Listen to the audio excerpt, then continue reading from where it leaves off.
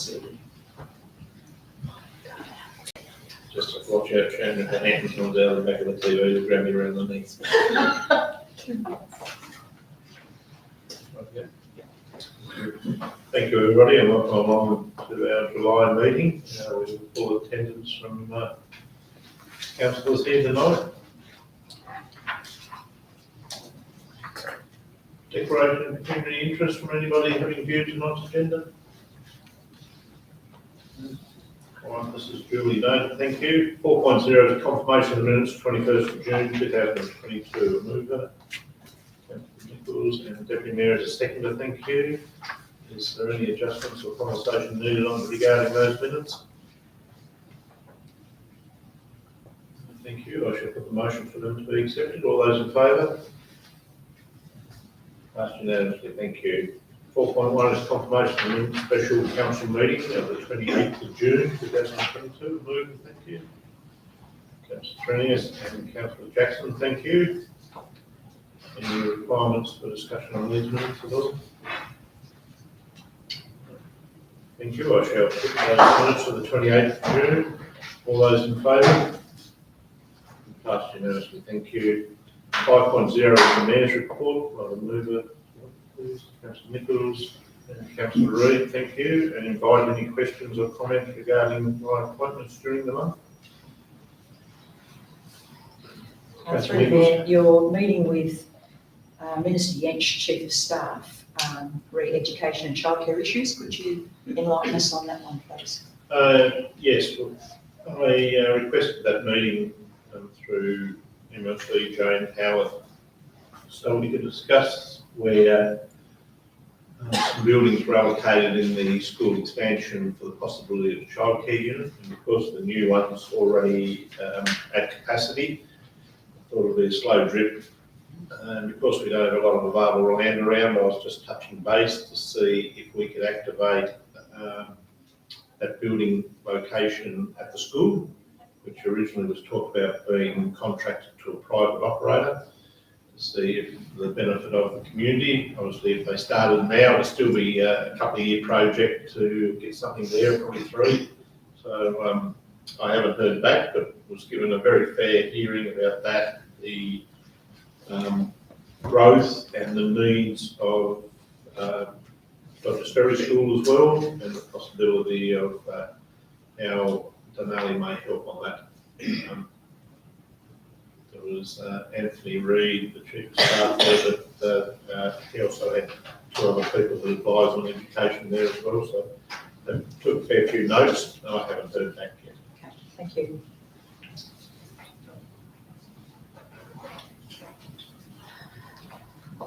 The discussions with Brotherhood of St Lawrence, the best staff meetings. The Brotherhood of St Lawrence is contracted to Jobs Tasmania to do a comprehensive report regarding possible KPIs and what makes some of the jobs hubs successful.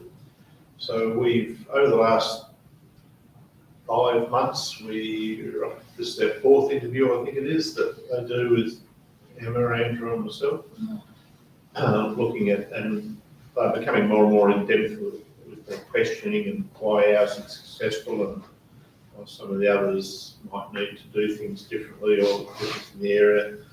They produced a report that goes to government in the next few weeks through Jobs Tas, which lacks the word passion, local and commitment of local people doing a local job for local people.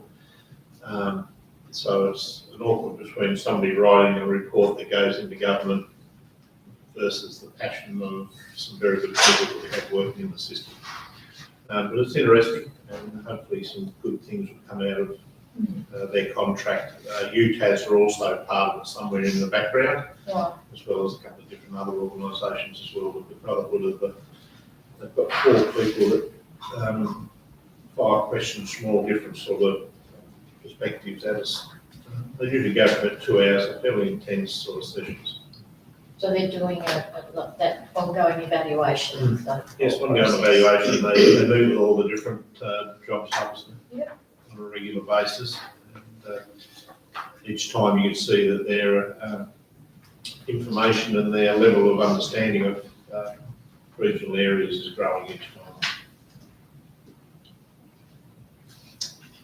Through the Mayor, you're meeting with Rebecca White on youth issues. Could you enlighten us, please? Yes, Shannon Campbell from Campbell's Conveyancing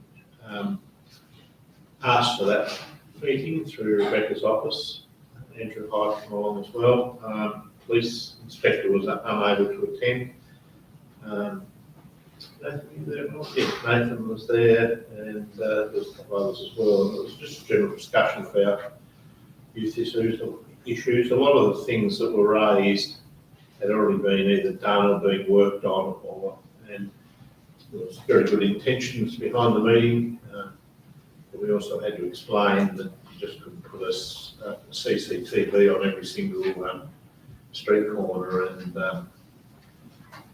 as with a lot of those discussions, the very best intentions aren't always practical or affordable for communities. So it was more of an education process on what was happening around the place in regards to youth issues, and even discussion on drop-in centres, events for children, but as it is, it's the good kids that go to them, not the kids that are causing the problem. So I think we're going to just throw it around for a while and look at a couple of the discussion points and meet again with some people that will probably have a bit more knowledge in that area. Yeah, thank you.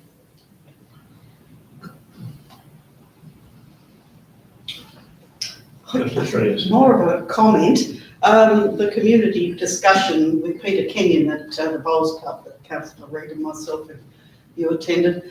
I thought it was well attended by business people in Sorell, mainly Sorell. There are a few from outside the municipality. I was just a little disappointed, and maybe that wasn't the aim of the meeting, that there wasn't time for the business people to actually ask questions or make comments. Is that for a further discussion with business? Peter walked around the room pretty well. He had already met with probably 6 or 8 of them on the day before, and he met with another 4 or 5, I think it was, the following day before he flew out. So we did a lot of one-on-ones. Yeah, we weren't sure how far it was going to go. He runs these pretty well all the time, and we met with him the next day before he flew out as well to just cover off on his basic feelings. We're still yet to see the full report, and whether we go the next steps on those recommendations or not, we'll come back for a bit of discussion here to see what's sensible and what's not.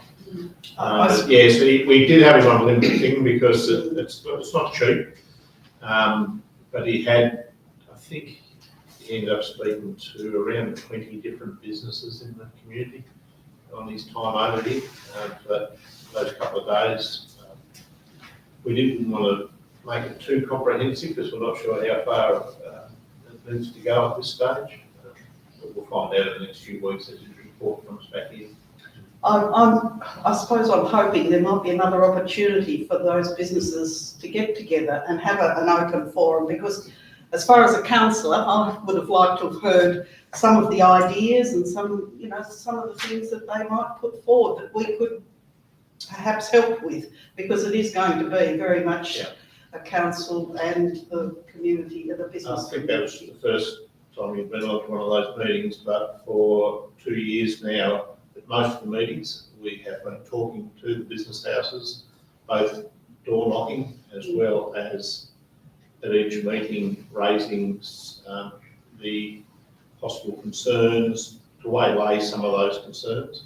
We did have a session 12 months ago where a lot of business come along for the same time they have been along and throw up ideas. So it's been talked about every few months by the Business Association, just to try and gauge people's reaction, and there's been very minimal input because a lot of them only know what they know. And the main idea of bringing Peter across was, no matter how much the general manager and I, or various people on the association got up and spoke about it. It just didn't seem to be sinking in, so we thought we'd bring somebody else in that is experienced with this, and he'd done a fantastic presentation. I thought it was good. it was light-hearted, it was thought-provoking, and it was entertaining.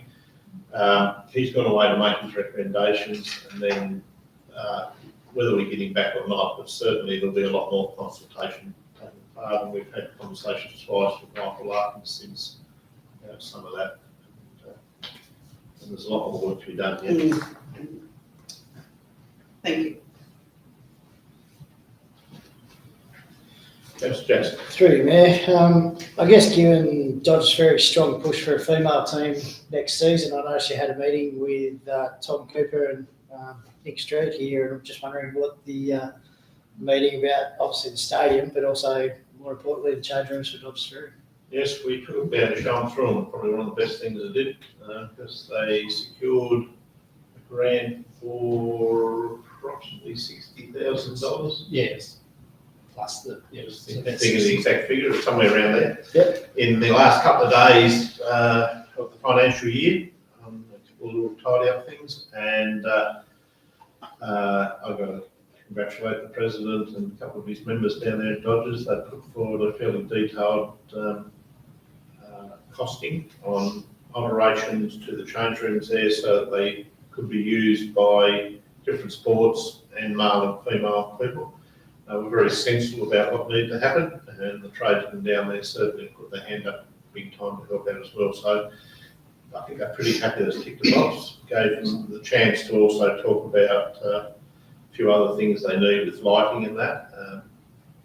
And I think part of that might be addressed in the grant as well. But wasn't a lot of money, but it's enough to do a fair bit within a small club like that. Discussions with the AFL and SFL have just been very general at this stage about how they wish to look at the region.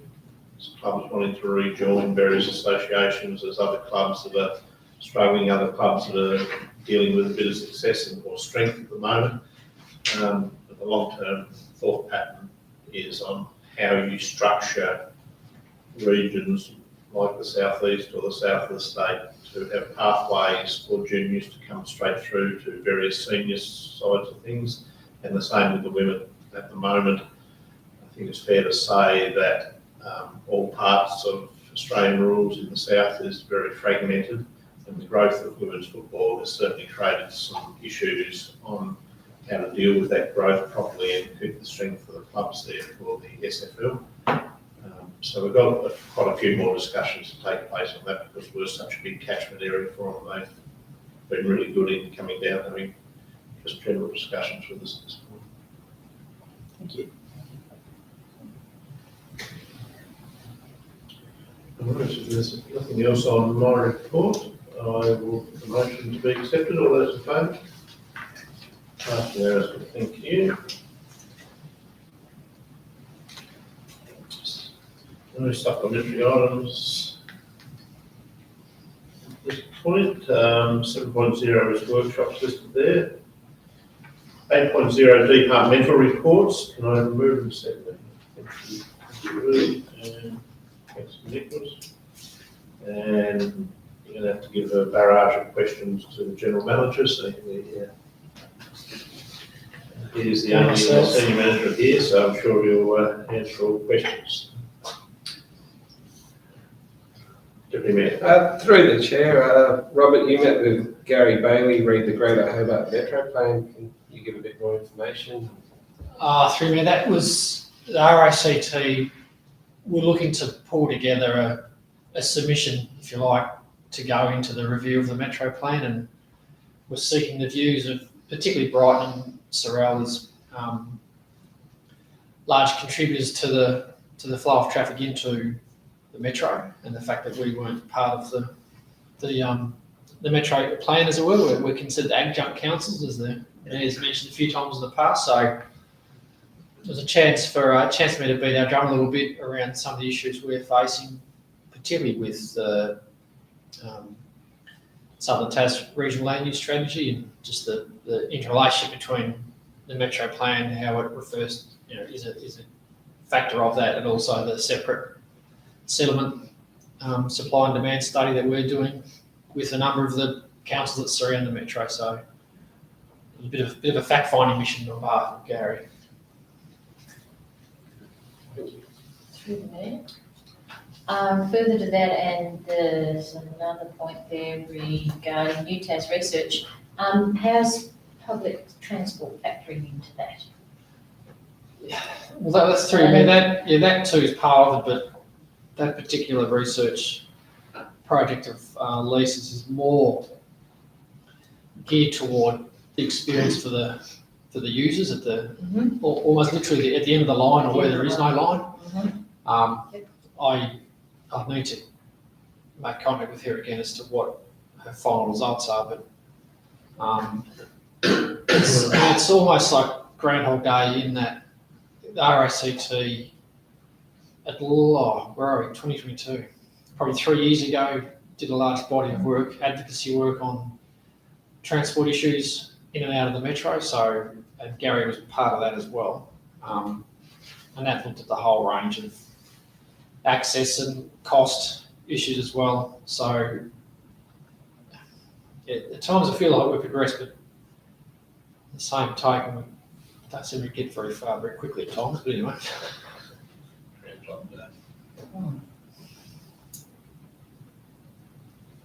Through the mayor, General Manager, you're meeting with Brad Kelly regarding the housing strategy. What's the go there? Through me, that was a bit more positive, in that the government is working toward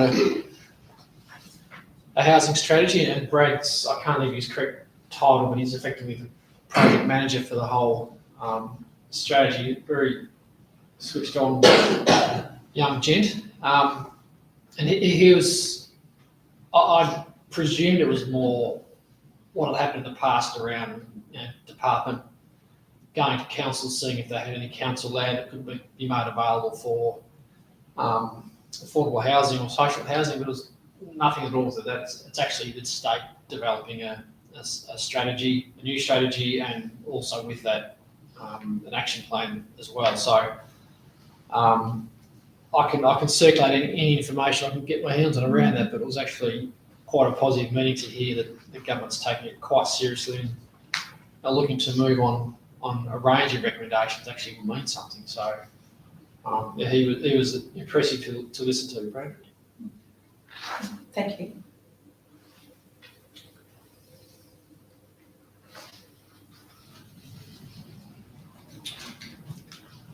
Questions relating to the departmental reports? I'm sure.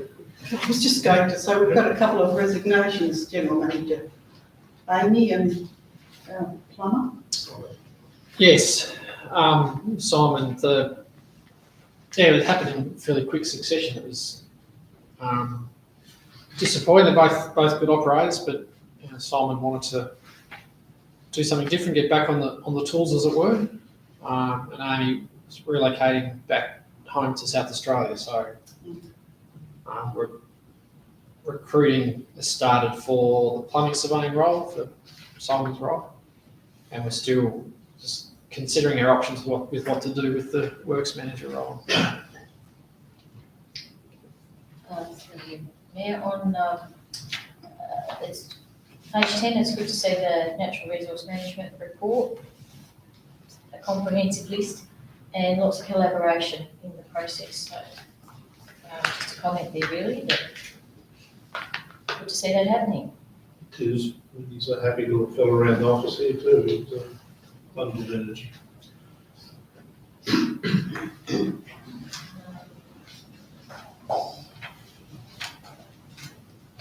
One more question, if I may.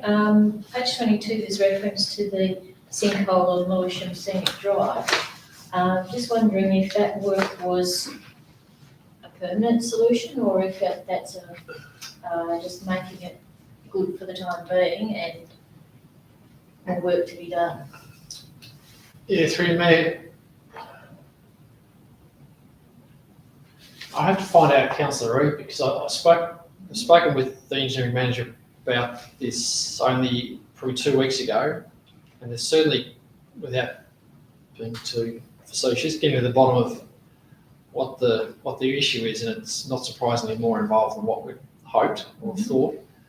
As to permanency of repair, I suspect it's not the final solution. So, because there's two parts. There's under the road itself, and then there's sort of from the road reserve onto a private property. So Okay, there's two elements to it.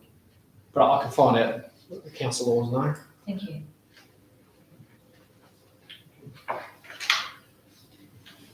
With that, no questions, I shall put the motion for acceptance of the departmental reports. All those in favour? Passed unanimously, thank you. 9.0 is petitions, and we have one for us at the moment, 9.1 for regarding improvements to the Sorell Dog Park. I have a mover for this, please. Councillor Reid and Deputy Mayor, thank you very much. Now, with this being accepted, report will be done by our officers into those things, so that we report it back at the next meeting. Any questions or comments from anybody? I was just going to say, I must admit I haven't been down there, but by looking at the photos, it looks like we need to do, definitely need to do something. Anyway, Yeah, if I could just say, it's been an ongoing problem for quite some time. And I think the fact that there's been dogs injured because of the size of the holes from the shrinkage in the ground, I think this has just brought it to the fore, and concerned dog owners are wanting some action from council. So I commend the petitioners for putting something to us. Yes, I noticed quite a few councils have got similar sorts of issues with dog parks at the moment because of the wet weather and the mud and Yeah, everything Bernie in else. So, particular. thank you. With that, I shall put the motion for acceptance of the petition. All those in favour? Passed unanimously. Thank you.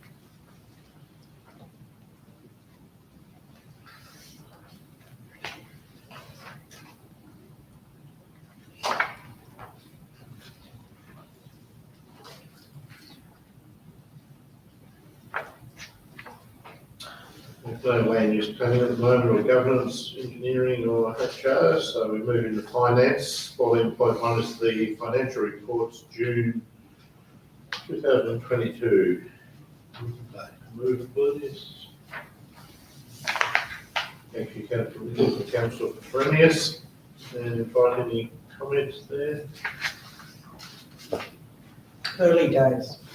Very early days. The only exciting bit is some of our term deposits may draw a little bit more interest in the future months.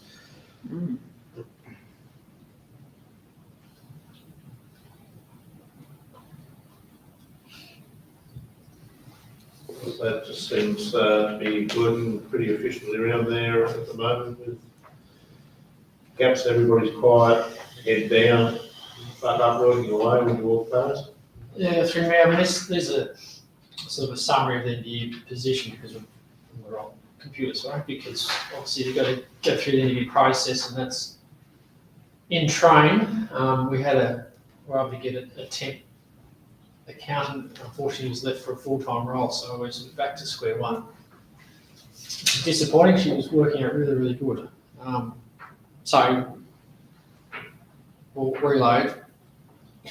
Reload and go again. Time is ticking. It is early days in the finances, so with that, I'll put the motion to be accepted for the finance. All those in favour? Passed unanimously, thank you. With that, we move into questions from the public. Julie, Mark, Sharon, here's your chance.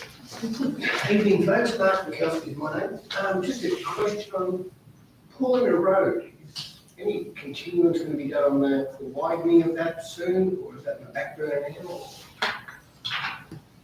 It was at one stage a kilometre a year of tar getting done, and that's stopped. And well, the trucks, they're destroying the damn thing. So great work recently with the crews. They've been doing a really nice clean-up job, but commend them. But Yeah, through me. We we were doing the next, oh goodness me, what's the name of the road? Up near Pierce's Road. From Pierce's Road to around to the end of the next straight. Yep. Was to be done last financial year. We had some issues, some landowner issues with access and acquisition, so that was a project approved by council, went out to tender, but wasn't able to be proceeded with, so that's still in progress. So that's the current project that we have on the books for that section of Paulina Road. I'll have to go through the asset management predicted to find out, which I can tell you separately as to when the next section or sections may be done. But in terms of the sealed road, any sealed road rehabilitation, there's nothing forecast for any future sealing or converting a gravel to seal further out. So it's really just repairing. And for that section I'm referring to is widening of the pavement as well. Right. Well, I can find that separately. I'll pass that on. Thanks, Rob. Sharon? I was talking to Councillor Nichols about this before. Do you have an exact date the bypass is going to open? Why I asked, about 5 weeks on, I think, Southern Cross News. It was either the Premier or the Infrastructure Minister told us it was going to open 5 weeks ago, the following week. That was like 5 weeks ago. He made himself to look totally stupid. And is the midway point, are the lights going to open at the same time as the bypass, or? 10 o'clock tomorrow morning, the bypass opens. Tomorrow morning? It's got a Bit website, sooner. We guess that's what's happening. We've only heard it on the grapevine. I don't think we've heard anything official at this stage. So who knows? Midway Point is still approximately 3 weeks away, and it won't be opening at the same time. We did request that the flow of traffic, but at the moment with school holidays still this week, we might have a couple of days grace, but COVID's certainly keeping a lot more people at home at the moment, so the traffic hasn't been building up as much, so fingers crossed it'll be all right for 3 weeks until Midway Point opens. It's a pleasant surprise tomorrow. That's really good. How about the airport roundabout? What period of time are we looking at there? No, we haven't heard anything official on that at all. They've still got lots of little bits to do, but we haven't heard a full timeline on that one at this stage. 1 out of 3 is pretty good. Thank you. Well, the wet weather's caused a fair few issues for them right throughout the works, because it's, when you've got the high moisture content, it's not good to do certain seals.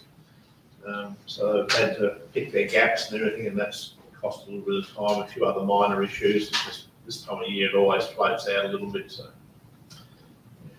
Thank you. no worries at all. Thank you.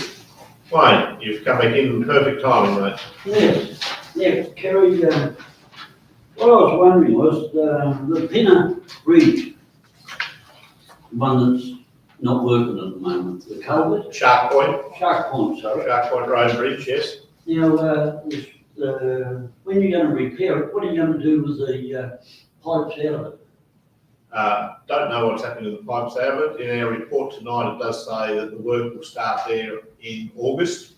They've been finishing off the design work. Because of the way the bridge collapsed, we had to do geotech work on the ground underneath the existing piers, and they've finalised that design now. And they'll start working a few weeks on it. I think it's still expected to be a 12 to 14 week job to do it. But I don't know about what they're going to do with the material coming out of it. Well, the big pipes that come out of it, then they're box culverts. Why can't we turn them around and recycle them if they're not damaged from there and put them out Shrub End on our culvert? I honestly don't know. Right? It'd be a good idea though, wouldn't it? Save a lot of money. It can be, and it can save money. And usually we do that sort of thing. If you go down to Moena Park and to the council depot, you'll see quite often where culverts have come out for various reasons and are stored and utilised when we're doing other works. So we don't like the wasting, it's too expensive. No, well, that's all right, but if we can turn around and use it, we might be able to get out of Paulina. We might have a road to go out instead of getting locked in when it floods. Because we're not over winter yet. We received your Correspondence. correspondence and that here, and I'm sure that that will go down as things like that do for our next workshop. Now, there's money for bridge funding, isn't there, at the moment? There can be, I don't know whether there's anything around at the moment that I'm aware of, but the Bridge Recovery Fund was, I think, a Tony Abbott thing originally, and it pops up every now and again, yes it does. But I think the bridge going out on the Nugent Road, there's one out there, a secondary bridge out there that's going to be replaced. And I'd say our shrub in one is a higher priority than what the one is out on the Nugent Road. Is it Willis Bridge or something? Willis's Culvert or something? I'm not familiar with that. I thought the last one we did was down at Marion Bay, and we had no others to do at this point. Yeah, through Mayor, we're extending a couple of culverts literally just north of Mill Road Junction on Nugent, but that's all. But our road, Mill Road's got no traffic on it. But wouldn't our Shrub End Road, that's the only way we can get out. No, through Mayor, what I said was there's existing culverts under Nugent Road, just north of the Mill Road Junction. Yep. They just need an extension on them to get the water further away from the road So they're only formation. 4-foot culvert pipes, so aren't they? I don't know what size they are. I'd say there's something like that, 3 foot or 4 foot. So you can understand why I'm getting a bit excited over our road, because what's this, the 3 months now I've asked, but we're not sort of getting any response. That Shrub End Fjord has been raised several times since it was done, what, about 10 years ago, Wayne, was it? I think, went in. Oh, yeah, but see, Kerry, you can turn around and buy 2 40-foot shipping bases, proper ones, and I mean 50, 60 tonne rating, put 2 concrete pillars on the end of it. Because I was talking to the bloke from Tasman, and he said, no drama to put a bridge out there so we can get out. It's not going to cost that much money. We will discuss it through a workshop with our officers' advice as well, Wayne. That'll be good, then, Kerry. Thank you. Thank you, Wayne. Any other questions at all? No?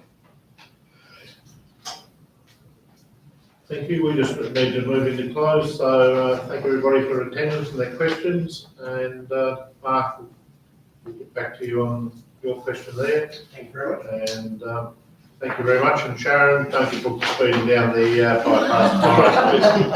Thank you. Thanks, everybody.